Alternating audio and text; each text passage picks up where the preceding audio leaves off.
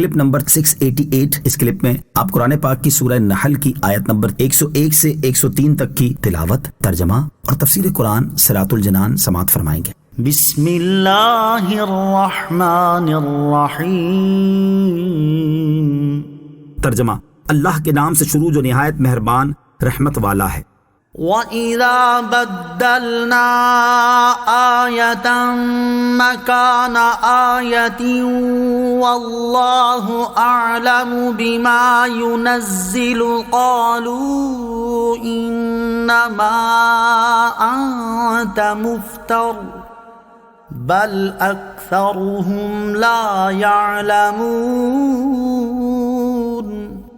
ترجمہ، اور جب ہم ایک آیت کی جگہ دوسری آیت بدل دیں اور اللہ خوب جانتا ہے جو وہ اتارتا ہے، تو کافر کہتے ہیں تم خود گھڑ لیتے ہو، بلکہ ان میں اکثر جانتے نہیں۔ وَإِذَا بَدَّلْنَا آيَةً مَكَانَ آيَةٍ، اور جب ہم ایک آیت کی جگہ دوسری آیت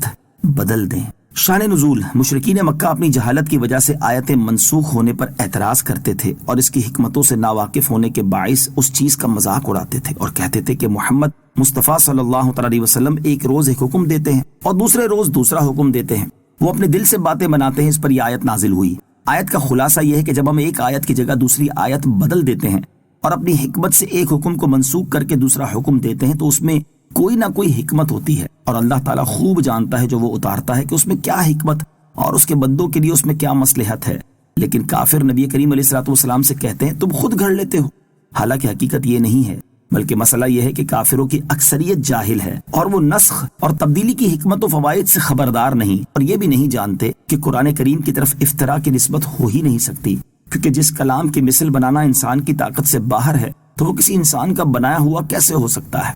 قل نزلہ روح القدس من ربک بالحق لیثبت الذین آمنوا وہدی وبشری للمسلمین۔ ترجمہ، تم فرماؤ اسے مقدس روح نے آپ کے رب کی طرف سے حق کے ساتھ نازل کیا ہے تاکہ وہ ایمان والوں کو ثابت قدم کر دے، اور یہ مسلمانوں کے لیے ہدایت اور خوشخبری ہے۔ قل، تم فرماؤ، یعنی اے حبیب صلی اللہ تعالیٰ علیہ وسلم، جو لوگ قرآن کے بارے میں آپ پر بہتان لگا رہے ہیں آپ ان سے فرما دیں کہ اسے میرے رب عز و جل کے پاس سے حضرت جبرائیل علیہ الصلوۃ والسلام حق کے ساتھ لے کر آئے ہیں، اور اس قرآن کے ناسخ و منسوخ کو میرے رب عز و جل نے حضرت جبرائیل کے ذریعے مجھ پر نازل فرمایا ہے تاکہ وہ ایمان والوں کو ثابت قدم کر دے اور ناسخ و منسوخ کی تصدیق کی وجہ سے ان کے ایمانوں کو اور مضبوط کر دے، اور یہ قرآن مسلمانوں کے لیے ہدایت اور خوشخبری ہے۔ وَلَقَدْ نَعْلَمُ أَنَّهُمْ يَقُولُونَ إِنَّمَا يُعَلِّمُهُ بَشَرٌ لِسَانُ الَّذِي يُلْحِدُونَ إِلَيْهِ أَعْجَمِيٌّ وَهَذَا لِسَانٌ عَرَبِيٌّ مُبِينٌ۔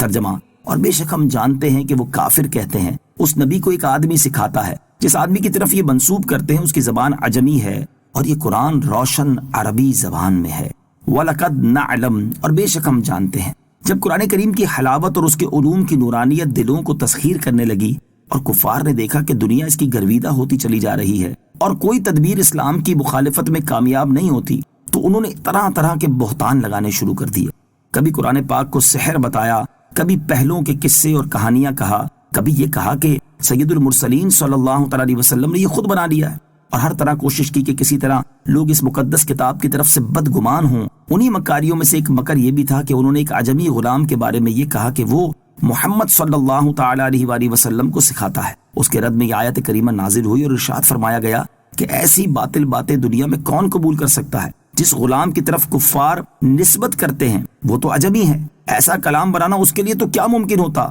تمہارے فصحاء و بلغاء جن کی زبان دانی پر اہل عرب کو فخر و ناز ہے وہ سب کے سب حیران ہیں، اور چند جملے قرآن کی مثل بنانا ان کے لیے محال اور ان کی قدرت سے باہر ہے، تو ایک اجنبی کی طرف ایسی نسبت کس قدر باطل اور ڈھٹائی کا فعل ہے۔ خدا کی شان کے جس غلام کی طرف کفار یہ نسبت کرتے تھے اس کو بھی اس کلام کے اعجاز نے تسخیر کیا، اور وہ بھی نبی پاک علیہ الصلوۃ والسلام کے اطاعت گزاروں کے حلقے میں داخل ہوا اور صدق و اخلاص کے ساتھ اسلام لایا۔